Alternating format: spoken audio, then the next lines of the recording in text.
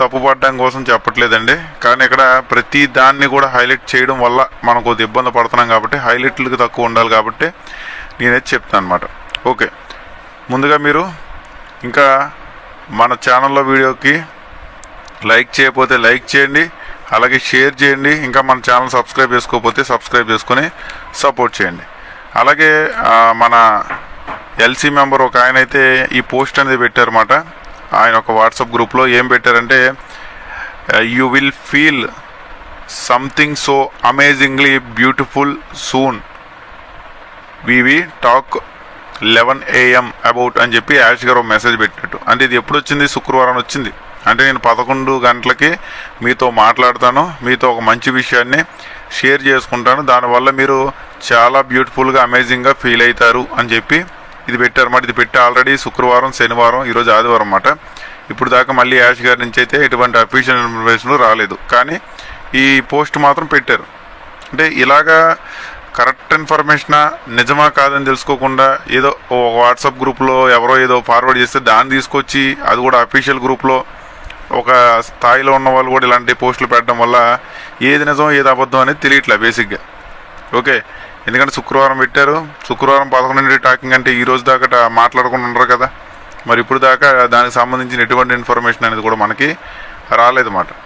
Okay, కాబట్టి check చేయండి. Present అయితే అఫీషియల్ ఇన్ఫర్మేషన్ రాలేదు, కానీ ఏంటంటే మన వాళ్ళు కూడా కొంచెం కన్ఫ్యూజ్ అయ్యి ఏ పోస్ట్ని అయినా సరే నమ్ముతున్నారు, అదే కొద్దిగా ఇబ్బందిగా అనిపిస్తుంది.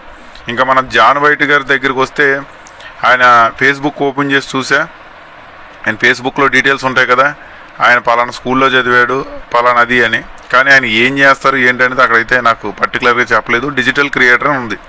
డిజిటల్ క్రియేటర్ అంటే మీనింగ్ ఏంటంటే ఇప్పుడు మాలాగా ఏదైనా సోషల్ మీడియాకి సంబంధించిన దాంట్లో అదే సోషల్ మీడియా పోస్టింగ్లు ఇవన్నీ చేసేవాళ్ళు డిజిటల్ క్రియేటర్ కింద చెప్తారన్నమాట. ఆయన అదే పెట్టుకున్నాడు ఫేస్బుక్లో. ఓకే, ఆయన ఉన్న గ్రూపులు కూడా చూడండి మీరు. ఆయన ఉన్న గ్రూపుల్లో కేవలం క్యాట్ మోడ్ గేమ్ చేంజర్ తప్ప మిగతా అన్నీ కూడా పకోడీ గ్రూపులే అన్నమాట. నిజం చెప్పాలంటే ఎవరో క్రియేట్ చేసిన గ్రూపుల్లో కూడా ఈ న్యాయం అయిపోయాడు అన్నమాట.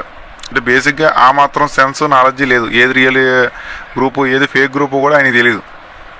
అలాంటి ఆయన దగ్గరికి వెళ్ళి అలాంటి ఆయన చెప్పిన అప్డేట్స్ మనం ఫాలో అవడం అనేది దానివల్ల పెద్ద ఉపయోగం ఉండదు. వాళ్ళు పెద్దవాళ్ళు, వాళ్ళు ఏదో 4 ముక్కలు మోటివేషన్ మాటలు వచ్చు, వాళ్ళు ఆల్రెడీ ఏదో భవిష్యత్తుని చూసేసినట్టు చెప్తారు. గతంలో కూడా చాలామంది లీడర్లు భవిష్యత్తుని చూసేసినట్టు చెప్పారుగా, అంత ఎందుకండి. చనిపోయిన వారి గురించి మాట్లాడకూడదు, కానీ ఒక టాపిక్ వచ్చేసి మన క్రిస్ జాన్సన్ సార్ కానివ్వండి, మాటి డిగమో గారు కానివ్వండి, వాళ్ళు గతంలో పలానా దేశంలో ఉన్న ఫౌండర్స్కి పలానా అమౌంట్ రావచ్చు, పలానా ఎంత డాలర్స్ రావచ్చు, పలానా అంత డాలర్స్ రావచ్చు అని లెక్కలు వేసి మరి చూపించారు మనకి. దాదాపు 3 నెలలు చేశారు ఆ వీడియోలు, మీకు కూడా తెలుసు. ఓకే, మాటి డిగమో గారు చనిపోయిన వ్యక్తి గురించి తప్పుగా మాట్లాడకూడదు కానీ చెప్తున్నా బేసిక్గా. ఓకే, కాబట్టి ఇక్కడ వాళ్ళు హైప్ క్రియేషన్ అనేది మనకి గతంలో చేశారు చాలామంది. ఇప్పుడు ఆల్రెడీ రాబిన్ నోబుల్ అని ఒక క్యాండిడేట్ ఉంది, ఆవిడ చేసింది. ఇప్పుడేమో ఆన్ పేస్ నుంచి తప్పుకుంది. దాని తర్వాత మైకిల్ విలియమ్స్ గారు, యాష్ గారు ఫ్రెండ్ లాంటోడు, ఆయన హైప్ క్రియేషన్ చేసాడు, ఆయన తప్పుకున్నాడు ఆన్ పేస్ నుంచి. ఇలాగ తప్పుకున్న వాళ్ళు చాలామంది ఉన్నారండి.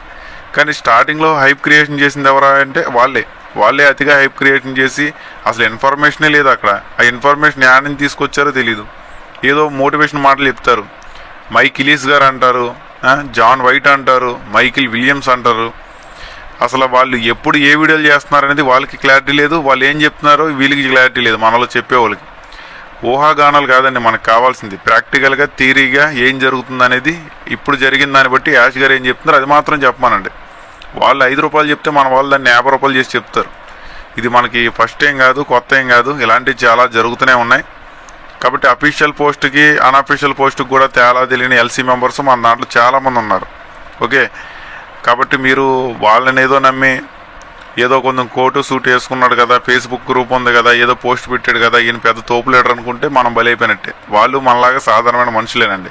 ఓకే, వాళ్ళకి 2 కొమ్ములు లేవు, ఏమీ లేవు. వాళ్ళైనా సరే యాష్ గారు చెప్పిందే వాళ్ళకి జరుగుద్ది, అంతేగాని స్పెషల్గా యాష్ గారు చెప్పకముందే వీళ్ళు ఏదో ప్రోడక్ట్ కానీ ఏదో టెక్నాలజీ కానీ తీసుకొచ్చి మనకేం చూపించేంత మహానుభావులు ఎవరు లేరు మాట ఇక్కడ. ఓకేనా, గతంలో డర్లింగ్ మార్వా టీవీ అని ఒక వంట వండుకున్నోడు కూడా హైలైట్ చేసాం మనం. ఓకే, అంటే వాడింట్లో వాడు వంట వండుకుంటాడో లేదా వేరే దగ్గర వండుతాడని మనకు తెలియదు, కానీ బేసిక్గా మనోడు వంటలో ఉండి వీడియోలు చేసేదాన్ని కూడా ఎప్పుడో పాత వీడియోలు తీసుకొచ్చి యాష్ గారి వీడియోలు పెడితే ఆ వాడిని కూడా మనం హైలైట్ చేసేసి ఒక తోపు లీడర్ ఎల్సీ మెంబర్ అని చెప్పారు అన్నమాట. ఈ రకమైన మైండ్ సెట్ ఉంది. అంటే అప్డేట్లు లేని టైంలో గమ్మును కూర్చోకుండా ఏదో ఒక అప్డేట్ని క్రియేట్ చేసి అక్కడ వీడియోలు చేయడం, ఆడియోలు చేయడం, గ్రూపుల్లో మెసేజ్లు పెట్టడం, ఇదే రొటీన్ అయిపోయింది దాదాపు. ఎప్పటి నుంచి అంటే మనకి ఎప్పుడైతే విక్టరీ విత్ యాష్ స్టార్ట్ అయిందో అప్పటి నుంచే. ఎందుకంటే గతంలో ఉన్నాయి, కానీ గతంలో ఎంతో కొంత ఇన్ఫర్మేషనో ఇలా ఇంకేదో కొంచెం మనకు వచ్చేది కాబట్టి అది వేరే. ఇప్పుడున్న పొజిషన్లో యాష్ గారు డైరెక్ట్గా వచ్చి ఇన్ఫర్మేషన్ మనకు చెప్పట్లా, అంటే కనీసం పాపప్ కూడా ఇవ్వట్లా. ఏంటంటే ప్రియాటరీ గ్రూప్ అని చెప్పి ఒక గ్రూప్ క్రియేట్ చేసి దాంట్లో ఉన్న 60 మందికో 70 మందికో ఆయన మెసేజ్ టైప్ చేసి పెడుతున్నాడు. దాంట్లో ఎవరు మనకు పంపిస్తున్నారో దాన్ని బట్టి మనకు తెలుస్తుంది. దాంట్లో ఎవరైనా సరే పంపించే ముందు మోడిఫై చేసి పంపిస్తే మనం ఏం చేయలేం మళ్ళీ. అంటే యాష్ గారు ఏదైతే చెప్పారో దాన్ని యాజ్ ఇట్ ఈజ్గా మనకు పంపిస్తే నో ప్రాబ్లం. అందులో మళ్ళీ మోడిఫికేషన్ చేసి కిచిడి చేసి పంపిస్తేనే మళ్ళీ దానివల్ల కొన్ని ఇబ్బందులు అనేది మనకు వస్తాయి. ఓకే, ఇలాంటి ఇన్ఫర్మేషన్ ఇలాంటి సబ్జెక్టులు కూడా మనకు ఆల్రెడీ జరుగుతున్నాయి. ఓకేనండి, కాబట్టి ఇది సిచ్యువేషను. కాబట్టి జాన్ వైట్ గారు చెప్పారు, బిల్ విలియమ్స్ గారు చెప్పారు, బిల్ మోస్ట్ గారు చెప్పారు. వాళ్ళు ఏదైనా చెప్తూ ఉంటారు. ప్రతిరోజు ఏదో ఒక సబ్జెక్ట్ చెప్పాలని నేను కూడా వాళ్ళు చెప్పారు వీళ్ళు చెప్పారు అని చెప్పి ఏదో ఒక వీడియో చేయొచ్చు. కానీ గతం వేరు, ప్రాక్టికల్గా ఇప్పుడు వేరు మాట.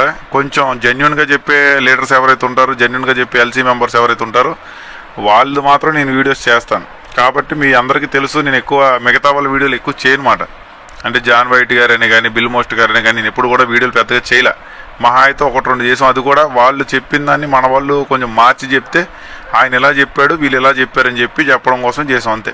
అంతేగాని వీళ్ళు ఫోటోలు వీడియోలు కూడా నేను ఇప్పుడు దాకా వాడున్నాను నేను. ఎందుకంటే నిజంగా సబ్జెక్ట్ ఉన్న వాళ్ళు అయితే ఆలయలో చెప్పడం ఎందుకు? దాదాపు 4 years బట్టి యూట్యూబ్ చేస్తాం, మనకు తెలియదు ఎవరు కరెక్ట్గా చెప్తారు ఎవరు కరెక్ట్గా చెప్పరు అనేది. ఓకేనండి, కాబట్టి ఇదంతా కూడా హైప్ క్రియేషన్లే. యాష్ గారి నుంచి అయితే మరి 11ంటికి మాట్లాడదామని చెప్పి ఆ గ్రూప్లో వచ్చిందా లేకపోతే మన వాళ్ళు ఎవరైనా క్రియేట్ చేసి పెట్టారనేది కూడా బేసిక్గా నాకు తెలీదు.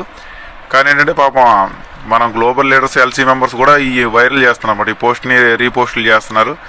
అది రియల్ ఫేక్ అనేది కూడా తెలియట్లే. నిజంగా యాష్ గారు మాట్లాడతారు అనుకుంటాం మనం ఇలాంటి పోస్ట్ వచ్చినప్పుడు. అది కూడా ఒక మంచి లీడర్ పెట్టినప్పుడు మనం ఏమనుకుంటాం, నిజంగా యాష్ గారు మాట్లాడతారేమో, యాష్ గారు ఇన్ఫర్మేషన్ ఇస్తారేమో, ఇంకేదైనా కొత్త సబ్జెక్ట్ ఉంటుందేమో అని అనుకుంటాం. కానీ బేసిక్గా అక్కడ ఏమి లేదు. ఓకేనండి, ప్రజెంట్ అయితే ఇది.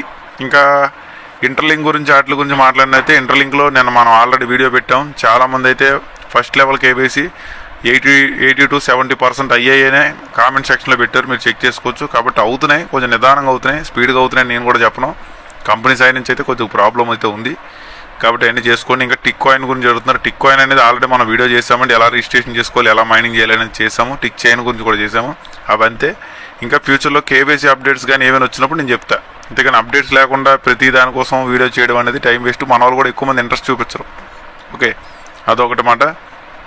అలాగే రీసెంట్గా యాంటీ నెట్వర్క్ అని ఒకటి వైరల్ అవుతుంది. ఇలాగే ఏదో ఒకటి ప్రజెంట్ కొత్త కాన్సెప్ట్లు వస్తున్నాయి క్రిప్టో కరెన్సీలో. అందులో ఒకటి సక్సెస్ అయినా మన జీవితాలు మారిపోతాయని నేను చెప్పను. కానీ ఎంతో కొంత మనకైతే కొద్దిగా అమౌంట్ వస్తే మనకు వచ్చిన అమౌంట్ మీద కొంచెం బెనిఫిట్ పొందుతాం. ఎందుకంటే గతంలో పైన కూడా మనం తక్కువ అంచనా చేసాం. పైలో చాలామందికి అమౌంట్లు మంచిగానే వచ్చినాయి, కొంతమందికి రాలేదు, ఇంక్లూడింగ్ నాకు కూడా రాలేదు. అయినా సరే పైలో అప్డేట్స్ ఇప్పటికీ జరుగుతున్నాయి.